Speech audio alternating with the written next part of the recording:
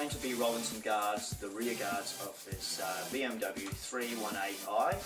Now, before we do that, because rolling guards is very high risk in terms of damaging the vehicle, so being that this is quite a nice car and it's heavily worked, we definitely don't want to cause any damage, and I'm sure the customer doesn't want it. So what I'm going to do first is measure the paint thickness.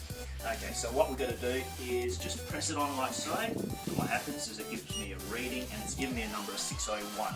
And then we'll get a few more. 500, 550, 550, 572. Okay, so what that means is there's more than 550 microns on average in thickness here on top of the metal. That's the equivalent to roughly around just over a mil. Over half a mil. Now, with what that means is it could be all paint that thick. I doubt it very much. It's more likely to be bog. Sometimes it could be urethane on the older cars. But look, with all my extensive experience in the panel and paint repair industry, I have very good authority knowing that I do know what goes on in terms of the way how things kind of work.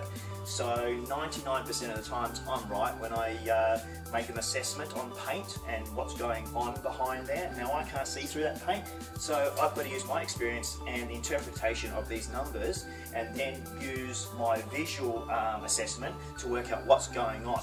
Now, these numbers are telling me it's likely to have been resprayed, okay, and been repaired, and that means it's kind of a dodgy sort of repair as well, using that much fog. So I'm going to look closer now and start looking for the visual assessment as to proving these numbers and my experience that this car has been resprayed, to confirm that it's definitely been repaired, which means I have to take a different type of approach in how I handle the guard rolling to minimise or avoid any sort of undue risk.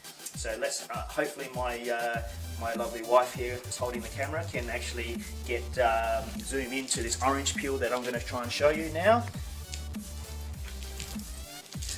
Right, along here, I don't know if you guys can see it on the camera, but there's orange peel, and this orange peel is really, really bad. Now, that orange peel is far worse than what it would be from factory. So that is likely to be just poor workmanship after factory. And then there's hardly any orange peel here, but then there's lots of orange peel there. That's inconsistent. Cars don't come out like that. Cars just come out with usually a little bit of orange peel all the way around. Now, if we look a bit closer, and I know the camera won't pick this up, but I've got a very keen eye. So up here, there's a fisheye there. And then there's a couple more over here, and over here. And then there's pinholes, which I know you won't pick up in the camera, but there are pinholes. Lots of little pinholes right there. And when I look real close, when I get the right light, I can see some grains. And those grains are actually like sink back of the sanding. Now, that is all signs of a guarantee that this car has been resprayed, repaired, so I have to now take sort of very, very careful precautions.